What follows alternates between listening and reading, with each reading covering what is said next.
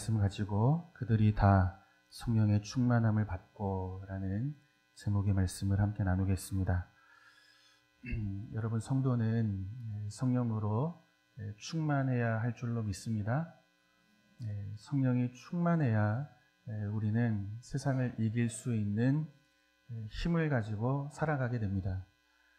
무더운 날씨에 우리 육체는 점점 지쳐가지만 우리 영혼은 주 안에서 성령의 충만함으로 강건해지기를 주님의 이름으로 축원합니다. 오늘 본문의 말씀 속에서 성령의 충만함이 무엇이며 또 성령이 충만한 자에게 어떤 변화가 일어나는지 이 말씀을 함께 확인해 보는 시간이 되었으면 합니다. 여러분, 우리는 부흥이라는 말을 자주 듣고 또 자주 말을 하죠.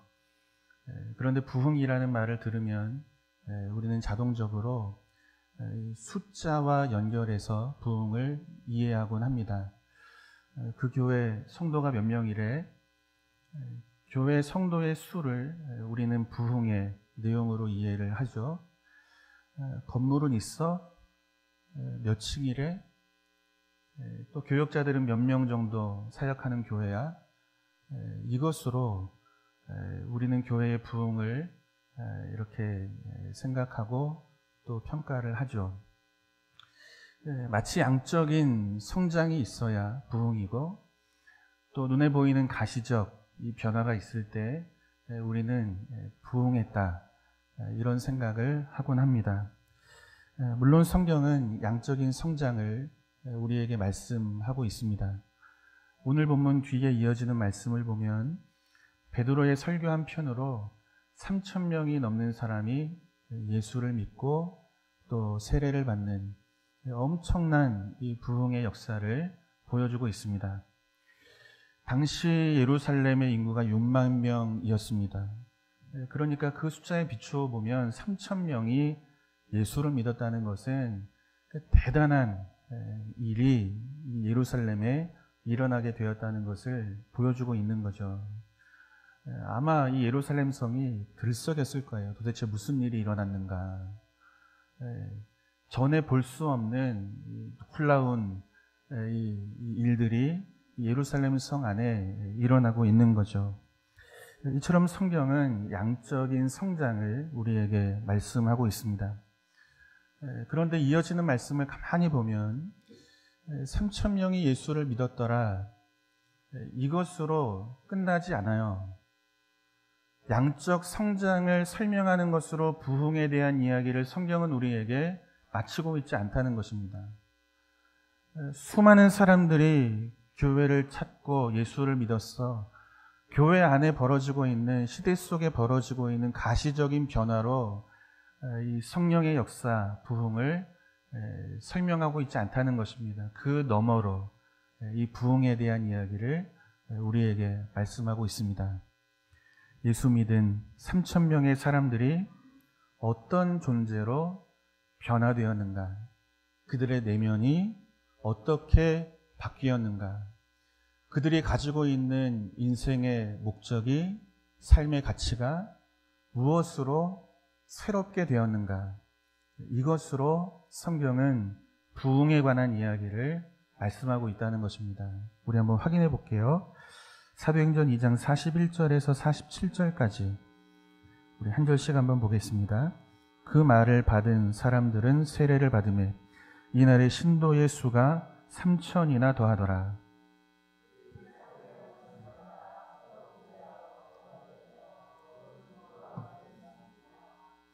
사람마다 두려워하는데 사도들로 말미암아 기사와 표적이 많이 나타나니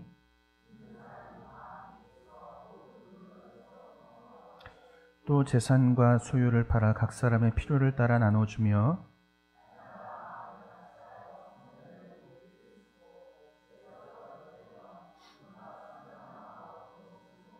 같이 봅니다. 하나님을 찬미하며 또 온 백성에게 칭송을 받으니 아멘. 무엇으로 이어집니까? 변화로 이어지고 있어요. 그죠? 3,000명이 말씀 앞에 엎어지는 거예요. 회심하고 회개하고 세례를 받고 예수가 내 주라는 고백 속에 3,000명의 사람들이 교회 안으로 몰려오고 있는 것입니다. 그런데 성경은 이 가시적인, 이 양적인 성장을 부흥으로 우리에게 설명하지 않고 그 너머의 사건을 우리에게 보여주고 있는 거예요. 이들이 어떻게 변화되어졌는가. 예수를 믿고 믿음 안에 들어온 자들이 어떻게 인생의 목적이 달라지고 그 삶의 가치가 바뀌었는가. 그 내면에 일어난 변화를 성경은 부흥이라고 우리에게 말씀하고 있는 거예요. 여러분, 우리의 인생은 결코 쉽지가 않습니다. 우리 가정 하나 지키는 것도 여러분 절대로 쉽지가 않습니다. 저희 아버지 때에는 우리 아버지 혼자 일하면 5 식구가 먹고 살았어요.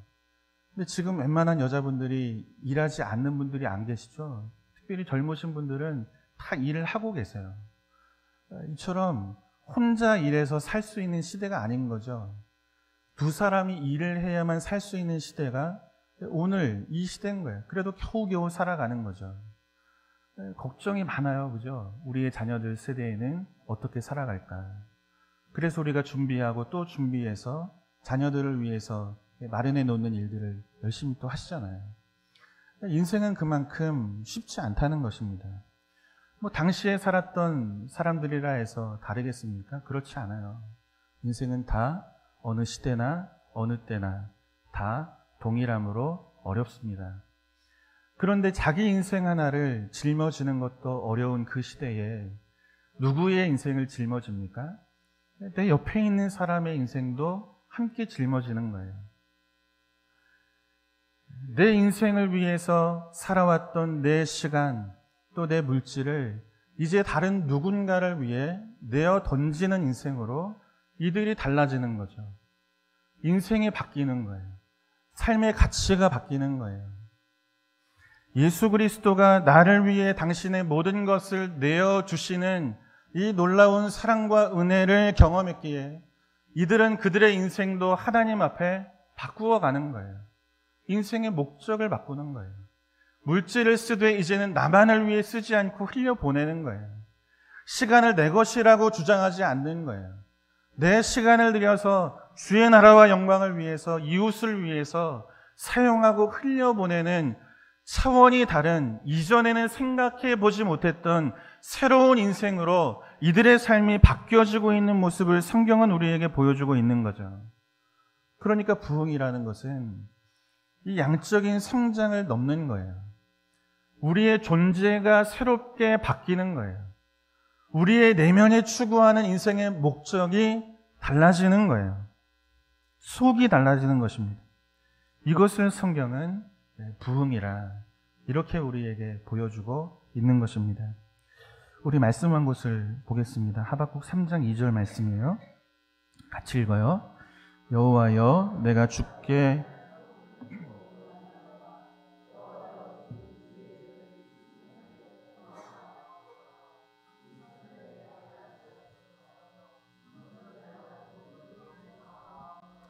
아멘. 선지자 하박국이 기도하죠. 수년 내에 부흥을 주시옵소서.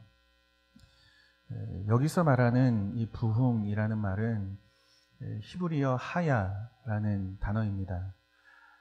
이 하야라는 단어를 부흥이라는 말로 번역해 놓은 곳은 성경 전체에 이곳 외에 없습니다.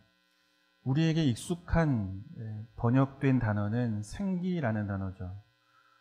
창세기 2장 7절을 보면 하나님이 사람을 빚으시고 그 코에 생기를 넣으시죠. 그때 그 생기라는 단어가 하야라는 단어입니다. 그런데 그 단어를 오늘 본문에서는 부흥이라는 단어로 사용하고 있는 거예요. 그러니까 하나님 부흥을 주시옵소서 라는 하박국 선지자의 기도는 무엇을 말하는 거예요? 생명을 달라는 거예요. 생명을. 호흡하며 살아갈 수 있도록 이 땅, 이 백성들에게 하나님 생명을 부으시고 다시 호흡이 튈 수 있도록 하나님 은혜를 베풀어 달라는 것이 하박국 선지자가 하나님 앞에 부르짖는 간절한 기도라는 것입니다. 생명은 가지고 있죠. 여러분, 우리는 예수 안에서 참된 생명을 가진 자들인 줄로 믿습니다. 그죠? 예수 안에 들어와 있는 이 이스라엘 공동체는 하나님 안에서 생명을 누리는 믿음의 공동체라고요. 그런데 이들을 위하여 간구하고 있는 거예요. 생명을 달라고. 여러분, 무슨 이야기입니까? 오늘 우리가 생명을 얻은 자로 믿음의 길을 걸어가고 있는 거예요. 그런데 아무리 돌아보아도 이 생명을 가진 자로 살아가고 있는가? 생명 없이 사는 세상의 여느 사람들과 조금도 다르지 않은 삶을 살아가는 우리의 모습을 보고 하나님 앞에 간구하고 있는 거예요. 하나님, 생명을 가진 자로, 이제는 생명을 가진 자답게 예수의 생명이 우리 안에 충만하게 채워져서 이전과는 다른 인생으로 새롭게 변화되어지도록, 마치 생명을 가지고 있지만 죽은 자처럼 살아가는 우리의 영혼을 깨우셔서 생명 있는 믿음의 사람, 하나님의 백성이라는 그 이름에 부끄럽지 않도록 오늘을 살아갈 수 있도록 은혜를 부어주십시오. 이것을 성경은 무엇이라 말해요? 부흥이라고 말씀하고 있는 것입니다. 새롭게 해달라는 거예요. 주가 우리에게 보여주신 대로 인생의 목적을 펼쳐 살게 해달라는 거예요.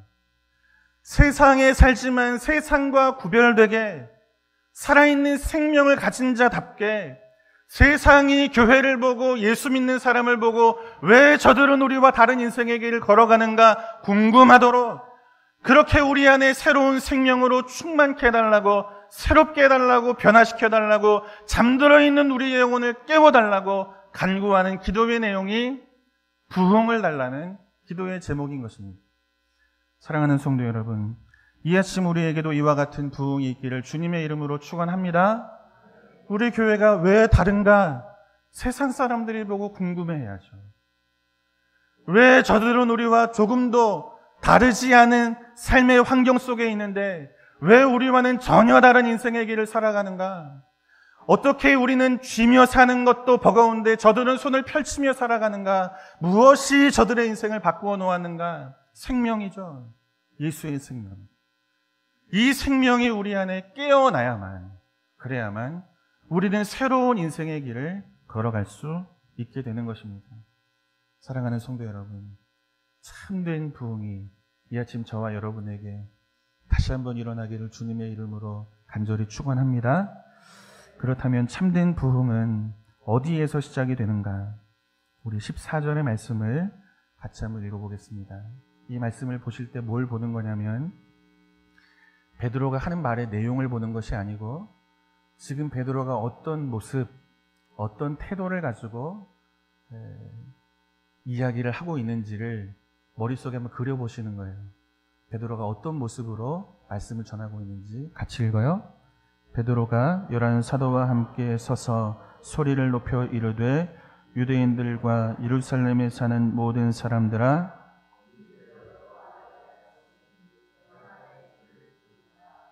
아멘. 오순절 성령 임재의 사건 뒤에 가장 먼저 나타나는 사건은 이 베드로를 통해 일어나는 3,000명의 회심의 사건입니다. 3,000명이 회심하기 전에 지금 베드로가 이들을 향해서 말씀을 전하고 있는 내용입니다. 그런데 본문의 내용을 우리가 가만히 주목하면 우리는 베드로의 모습, 그의 달라진 모습을 확인하게 됩니다. 여러분, 베드로는 오순절 성령 사건 이전에도 예수님의 제자였습니다. 그러나 예수님을 부인하고 저주하는 제자의 삶을 살아왔습니다. 그런데 오순절 성령 사건 이후 베드로는 어떤 인생으로 변화됩니까? 담대히 예수를 증언하는 자로 그의 인생이 달라지는 거예요. 소리를 높여서 수많은 사람들 앞에서 자신이 부인했던 예수 그리스도, 그분이 우리의 주라, 그분이 우리의 그리스도라 담대하게 큰 소리로 외치고 있는 이 장면을 성경이 우리에게 보여주고 있는 것입니다. 여러분, 오순절 성령 사건 이전에도 베드로는 영원한 생명을 받은 자로 하나님 앞에 살았던 인생이죠. 그러나 육체의 생명을 지키기 위해서 영원한 생명을 주신 예수 그리스도를 부인하고 저주하고 그분을 버려두고 도망쳤던 것이 베드로가 살아왔던 인생의 내용입니다. 그런데 그와 같은 베드로의 인생이 오순절 성령의 사건이 있은 이후 달라지고 변화되어지는 거예요. 죽지 않으려고 예수를 부인했던 베드로가 죽음을 각오하죠. 예수의 복음을 증언하는 일에 자기 생명을 던지는 자로 바뀌어지는 거예요. 인생의 길이 달라지는 거예요. 성령이 임하시자 그 인생의 목적이 달라지는 거예요. 그전에 그의 인생의 목적은 내 목숨을 지키는 거죠. 그런데 성령이 오자 그 인생의 목적이 달라지는 거예요. 내 목숨을 버려도 예수를 증언하는 일에 자신의 인생의 목적을 두고 살았던 것이 베드로의 모습인 것을 성경은 우리에게 보여주고 있는 거죠. 계집종 하나의 말에 베드로는 두려워 떠는 거예요. 너도 그와 함께 있었던 자라. 그렇지 않다는 거죠. 예수를 부인하고 저주하고 도망치는 거예요. 그런데 오늘 본문의 말씀을 보니까 베드로가 누구 앞에서 예수를 증언합니까? 계집종 하나 앞에서도 두려워 떨던 베드로가 온 유대와 예루살렘에 있는 모든 사람들 앞에 예수가 하나님의 아들이라, 그 하나님의 아들 예수 그리스도 앞에 나와 세례를 받고 죄 사함을 받으라, 예수의 복음을 생명을 걸고 증언하는 이 모습을 성경이 우리에게 보여주고 있는 거죠. 너희가 들어야 될 말이 있다는 거예요. 담대히 증언하고 있는 거예요. 내 말에 귀를 기울이라는 거예요. 36절 이하의 말씀을 보니까 뭐라고 말합니까? 너희가 십자가에 내어준 예수, 하나님이 그를 우리의 주와 우리의 그리스도로 되게 하셨다라고 전하고 있는 거예요. 물러서지 않아요. 도망치지 않아요. 그가 내 주라고 고백하고 있어요. 너희의 그리스도라, 메시아라, 구원자라고 담대하게 선포하고 있는 거예요. 그러니 너희가 십자가에 내어준 예수 그리스도, 그분의 이름으로 세례를 받고 죄 사함을 받으라. 이 말에, 이 담대한 선포에, 이 생명의 말씀 앞에 3,000명이 돌아오는 놀라운 역사를 성경은 보여주고 있는 것입니다. 죽음을 각오하고 예수를 담대히 선포하는 자로 여러분, 베드로의 인생이 바뀌는 거예요. 그 내면이 바뀌는 거죠. 사랑하는 성도 여러분, 무엇이 베드로의 인생을 바꾼 것입니까? 여러분, 성령의 충만함이 그의 인생을 이토록 담대하게 바꾸어 내신 줄로 믿습니다. 그렇다면 베드로의 인생을 바꾼 이 오순절 성령의 사건, 이 성령의 충만이라는 것은 무엇을 말하는가? 여러분, 따라서 한번 해보겠습니다. 하나님을 아는 지식이 충만해지는 것. 다시 한번요. 하나님을 아는 지식이 충만해지는 것. 여러분, 이것이 성령의 충만입니다. 우리 말씀 한번 볼게요. 사도행전 2장 16절과 18절. 우리 같이 한 목소리로 한번 읽겠습니다. 같이 봐요. 이는 곧 선지자 요엘을 통하여 말씀하신 것이니 일러스되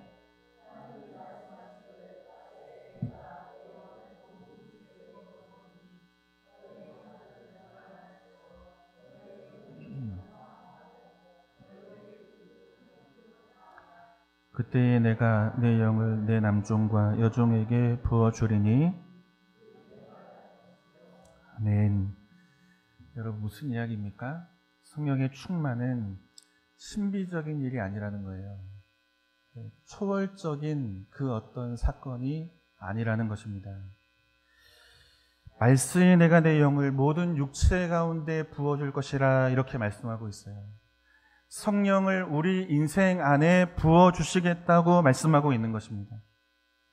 그런데 성령이 우리 가운데 임하게 되면 어떤 결과가 나타납니까?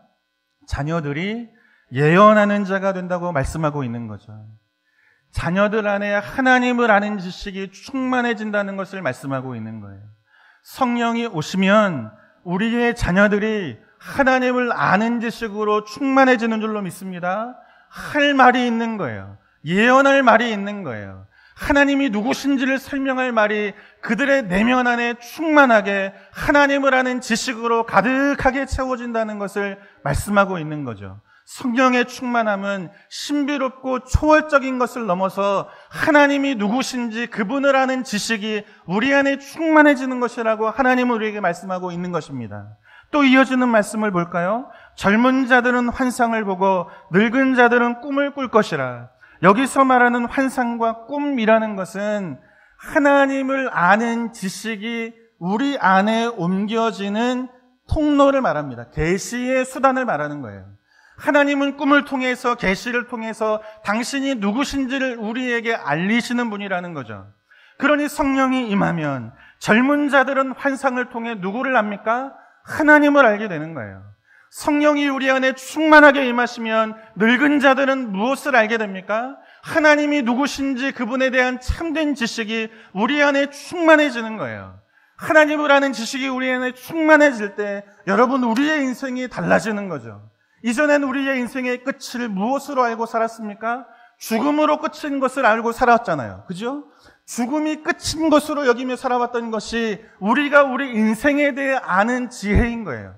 그런데 하나님의 지혜가 우리 안에 들어옵니다. 무엇을 알게 됩니까? 우리의 인생의 끝이 죽음이 아니라는 것을 알게 되는 거죠. 죽음 뒤에 영원한 생명이 예수 믿는 믿음의 사람 안에 주어진다는 것을 알기에 우리는 예수를 믿은 뒤, 성령의 충만함이 우리 가운데 채워진 뒤 죽음 앞에서도 어떤 길을 걸어갑니까? 담대한 길을 걸어갈 수 있게 되는 거예요. 이처럼 성령의 충만함이라는 것은 하나님에 대해 아는 거예요.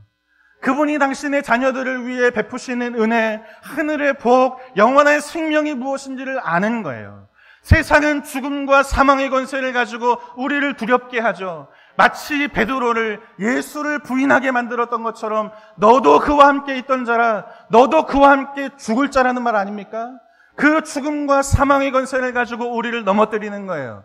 그런데 성령이 오시는 거죠. 베드로의 인생 안에 성령이 충만하게 임하시는 거죠. 죽음으로 끝나는 인생이 아니라는 거예요. 예수 안에 죽음과 사망의 권세를 이기는 부활의 능력이 있는 줄로 믿습니다. 이 믿음이, 하나님을 아는 지식이 성령의 충만함 속에서 베드로에게 채워지자 그 인생이 어떻게 바뀌어요? 담대하게 바뀌는 거예요. 용감한 자가 되는 거예요. 전에는 두려워 떨며 부인하고 예수를 저주하고 도망치던 이 베드로의 인생이 수많은 사람들 앞에서 소리 높여 외치고 있는 거죠. 너희가 십자가에 내어준 예수, 그는 하나님이 우리의 주가 되게 하셨고 우리의 그리스도가 되게 하셨느니라. 너희가 십자가에 내어준 예수 그리스도, 그분의 이름으로 세례를 받고 죄의 사함을 받으라. 예수 앞으로 나오라는 거예요. 두렵지 않은 거예요. 죽음이, 사망의 권세가, 그것을 이기는 힘이 부활의 능력 안에 있다는 것을 하나님을 아는 지혜 속에 그 안에 충만하게 채워져 있기 때문에, 이처럼 베드로의 변화된 모습이 성령의 충만함이 무엇인지를 우리에게 가르쳐주고 있는 것입니다. 여러분, 이처럼 성령이 충만하게 되면 겁쟁이가 갑자기 용감해집니다. 갑자기 용감해져요. 나밖에 모르며 살아왔잖아요. 내가 내 인생을 책임지는 것으로 알고 인생을 살았으니까. 성령이 오시자 하나님을 알게 되는 거예요. 그분이 내 인생을 책임진다는 거. 공중의 새도 하나님이 말씀하지 않으시고 계획하지 않으시면 한 마리도 땅에 떨어지지 않는다는 것을, 하나님을 아는 지식을 알게 되는 거예요. 내 인생이 그분의 손에 있구나. 그러니 내가 내 인생을 책임지지 않죠. 전에는 돈에 묶여서 돈이 내 인생을 책임져 주는 것처럼 살았지만 이제는 하나님 앞에 모든 것을 맡기는 거예요.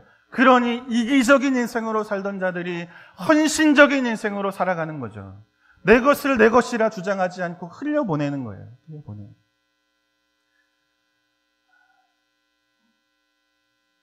3월 달에 그 청송에 있는 교회에 저희들이 이렇게 헌금을 보냈잖아요. 지금도 생각하면 저는 막 울컥울컥해요. 막 꿈만 같은. 우리가 말씀 앞에 주께서 우리에게 허락하신 은혜를 따라서 우리 교회가 이 길을 걸어가는구나. 여러분 얼마나 어렵습니까? 그죠? 담임 목사가 되고 제일 감사한 것 중에 하나는 성도님들의 형편을 조금씩 알게 되는 거예요. 그런데 그 형편 속에서도 주를 위해, 주의 나라를 위해 함께 주의 나라를 세워가는 이웃교회의 어려움을 알고 이렇게 어떻게 내어놓은 물질인지 모르겠지만 어렵고 힘든 중에도 이렇게 흘려보내는 여러분 이 변화 그죠? 너무너무 놀라운 거예요. 야, 하나님 정말 살아계시는구나. 그때 그 일만 생각하면 정말 꿈을 꾸는 것처럼 저는 기쁘고 황홀합니다.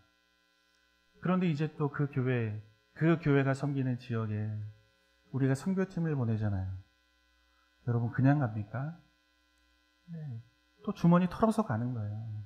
교회 재정 붓고 여러분의 기도 속에 흘린 땀 그 수고의 열매들을 가지고 이 길을 걸어가는 거예요. 여러분 세상이 보면 이상한 일이죠.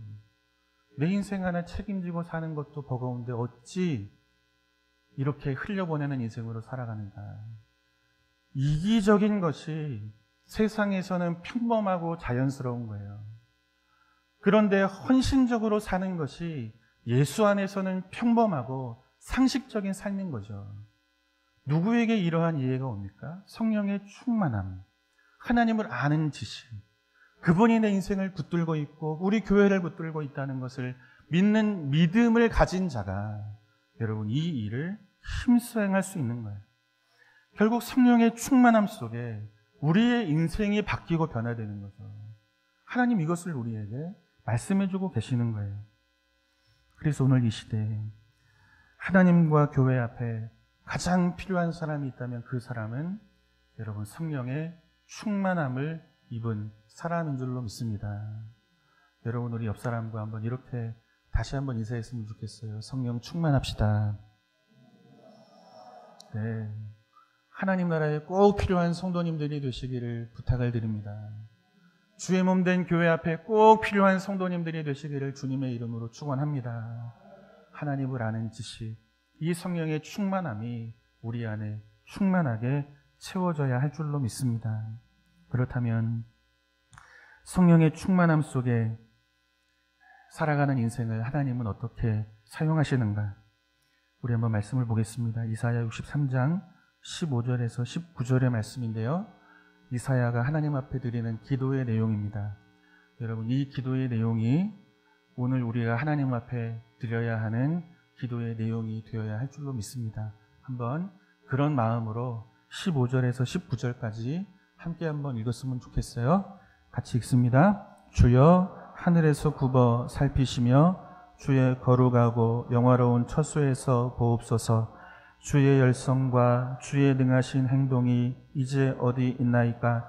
주께서 베푸시던 간곡한 자비와 사랑이 내게 그쳤나이다. 주는 우리 아버지시라. 아브라함은 우리를 모르고 이스라엘은 우리를 인정하지 아니할지라도 여호와여, 주는 우리의 아버지시라. 옛날부터 주의 이름을 우리의 구속자라 하셨거늘 여호와여, 어찌하여 우리로 주의 길에서 떠나게 하시며 우리의 마음을 완고하게 하사 주를 경외하지 않게 하시나이까? 원하건대 주의 종들 곧 주의 기업인 지파들을 위하사 돌아오시옵소서. 주의 거룩한 백성이 땅을 차지한 지 오래지 아니하여서 우리의 원수가 주의 성소를 유린하였사오니 우리는 주의 다스림을 받지 못하는 자 같으며 주의 이름으로 일컬음을 받지 못하는 자 같이 되었나이다. 아멘. 유다의 12번째 왕인 아하스 왕 때 사역을 했던 선지자가 이사야입니다. 아하스는 굉장히 하나님 앞에 악한 왕으로 우리에게 알려져 있는 사람입니다. 아하스가 유다를 다스릴 때 유다는 굉장히 큰 위기에 직면하게 됩니다. 외부적으로는 아람 왕 르신과 북이스라엘의 왕인 베가가 연합해서 남유다를 치러 올라옵니다. 감당하기 너무너무 어려운 세력 앞에 지금 남유다는 위기를 겪고 있는 거예요. 선지자가 할 일이 뭐겠습니까? 하나님 붙잡아라. 주의 말씀을 들어라. 이제는 좀 돌아와라. 그렇게 아하스 왕에게 하나님을 붙들 것을 말씀하고 가르치는 거예요. 그런데 듣지를 않아요. 듣지를 않아요. 아수르 왕을 의지해서 이 외적 위기를 극복하기 위해 살았던 사람이 아하스입니다. 생명은 가졌잖아요. 하나님의 백성으로. 생명 없는 자처럼 사는 거예요. 내부적으로는 온갖 곳에 우상의 신상이 세워지고 우상 앞에 분향하는 산당들이 산마다 세워집니다. 주변을 둘러보면 온통 우상으로 가득한 시대가 아하스 왕이 다스리던 시대입니다. 심지어 자식을 불태워 신 앞에 바치는 인신공양이 성행했던 시대가 아하스 시대입니다. 이처럼 영적으로 깊은 타락의 길을 걸어가던 시대가 바로 이 남유다 아하스 왕 때라는 것입니다. 모두가 아는 거예요. 지금 우리가 얼마나 외적 위기에 처해 있는지 모두가 아는 거예요. 하나님을 떠나 영적인 타락의 길을 걸어가고 있는지. 그런데 이 위기 속에 하나님을 찾고 기도하는 사람은 한 사람도 없는 거예요. 그저 물이 흘러가는 대로 그저 떠내려가듯 세상이 가는 대로 그 흐름 앞에 자신의 인생과 시간을 맡기며 하나님 앞에 깨어있는 지각을 가지고 살아가는 사람이 한 사람도 없는 거예요. 그런데 바로 그때 성령이 충만한 사람 이사야가 하나님을 찾아 기도하고 있는 거예요. 하늘에서 굽어 보시느니여, 거룩하고 영화로운 처소에서 당신의 백성을 보시는 이여, 이 민족이 처해 있는 이 현실을 아시는 주여, 주의 자비와 사랑을 이 민족 가운데 부어 주시옵소서. 깨어있는 한 사람이 하나님을 찾고 기도하고 있는 거예요. 더 이상 주를 향하여 우리의 마음이 완고하지 않도록 주의 말씀을 전했잖아요. 그런데 아하스가 듣지를 않잖아요. 그런데 아하스만 안 들어요. 모든 백성들이 안 듣는 거예요. 이처럼 하나님 앞에 완고한 마음을 가지고 살아가는 그 시대와 역사의 거센 물줄기를 하나님 앞에 기도하며 맞서는 성령이 충만한 한 사람이 있었다고요. 하늘에서 우리를 보시는 이여, 거룩하시고 영화로운 처소에서 당신의 백성을 긍휼히 보시는 주여, 이 민족 위에 하나님의 은혜를 부으시고 하나님의 자비를 부으시고 우리의 완고한 마음을 깨뜨려 주셔서 하나님 앞으로 돌아오게 하여 주시옵소서. 여호와여, 우리를 버리지 마시고 다시 당신의 지파를 향하여 돌아오시옵소서. 이 기도가 민족을 살리는 기도가 되는 거예요. 모두가 잠들어 있잖아요. 모두가 하나님이 누구신지를 들어도 그 말씀 앞에 완고하게 살아가잖아요. 그런데 한 사람, 깨어있는 사람, 성령의 사람, 그 한 사람을 통해서 하나님은 유다 공동체를 다시 일으키고 세워가고 계시는 줄로 믿습니다. 사랑하는 성도 여러분, 이처럼 한 사람이 너무너무 중요한 거예요. 한 사람이. 우리의 가정이 어느 길로 가는지 다 알잖아요. 우리 교회가 어느 길로 가고 있는지 다 알잖아요. 이 시대가, 우리 집사님 기도하셨지만 이 시대가 지금 어떠한 길로 가고 있는지 알잖아요. 그런데 그 시대 앞에, 그 시대를 거슬러 기도로 하나님 앞에 서는 자가 있습니까? 여러분, 우리의 가정에 주 안에서 성령이 충만하여 깨어있는 한 사람이 있기를 주님의 이름으로 축원합니다. 그러면 모두가 잠들어도 그 성령의 충만한 한 사람을 통해서 하나님은 저와 여러분의 가정을 다시 일으켜 세우실 줄로 믿습니다. 여러분, 우리의 교회 가운데 성령이 충만한 사람들이 날마다 더하여 일어나기를 원합니다. 그래서 세상의 거대한 물줄기를 쫓아가지 않고 하나님의 말씀과 그분의 뜻 앞에 우리의 완고함을 내려놓고 주의 영광을 드러내는 사명을 감당하는 교회로 주님 앞에 세워지기를 다시 한번 주님의 이름으로 축원합니다. 이 시대를 부여잡고 기도하는 성령의 사람이 각 교회마다 일어나기를 주님의 이름으로 축원합니다. 여기에 소망이 있는 거예요. 왜요? 우리가 부르짖고 간구하고 기도하는 분은 하늘에서 우리를 굽어보시는 분이기 때문에, 거룩하시고 영원로운 처소에서 오늘도 세상과 온 우주를 다스리시는 분이 우리 하나님이시기 때문에, 그래서 그분 앞에 모든 소망을 걸고 우리는 깨어 간구하는 자로 살아가야 할 줄로 믿습니다. 누가 이 길을 가요? 성령이 충만한 사람, 하나님의 지혜의 광대하심이 무엇인지를 아는 사람. 그래서 그분의 지혜 앞에, 광대하심 앞에 우리의 작은 기도로 모든 것을 맡기는 거죠. 하나님 은혜를 베풀어 주십시오. 이때 회복이, 이때 치유가 일어나게 되는 줄로 믿습니다. 이처럼 참된 부흥을 경험한 한 사람, 그 한 사람을 통해 하나님은 당신의 위대하신 일을 이루어 가시는 거예요. 이사야 하나를 세워 유다를 지키시잖아요. 주의 복음과 교회가 가는 길을 가로막는 그 시대 앞에 성령의 충만한 사람 베드로를 세워 생명을 걸고 죽음을 각오하고 주의 복음을, 생명의 말씀을 증언하는 일에 사용하시잖아요. 성령이 충만한 사람이 돼야 하는 것입니다. 하나님 그 인생으로 크고 위대하신 역사를 이루어 가시는 것입니다. 바라기는 저와 여러분이 이 아침 성령의 충만한 사람이 되어서 우리의 가정, 또 우리 교회, 이 시대와 우리나라, 조국 대한민국을, 그리고 8월 10일에 있을 우리 국내 단기 선교를 하나님의 위대하신 손에 올려드리는 놀라운 역사가 이루어지기를 주님의 이름으로 축원합니다.